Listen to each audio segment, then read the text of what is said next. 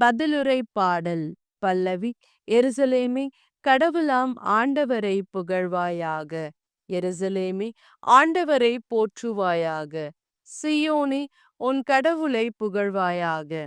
அவர் உன் வாயில்களின் தாள்களை வலுப்படுத்துகிறார். உன்னிடம் உள்ள உன் பிள்ளைகளுக்கு ஆசி வழங்குகிறார். பல்லவி.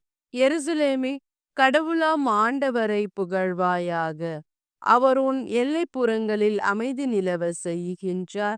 உயர்தர கோதுமை வழங்கி உன்னை நிறைவடைய செய்கின்றார். அவர் தம் கட்டளைகளை உலகினுள் அனுப்புகின்றார். அவரது வாக்கு மிகவும் விரைவாய் செல்லுகிறது. பல்லவி. எருசலேமே, கடவுளாம் ஆண்டவரை புகழ்வாயாக.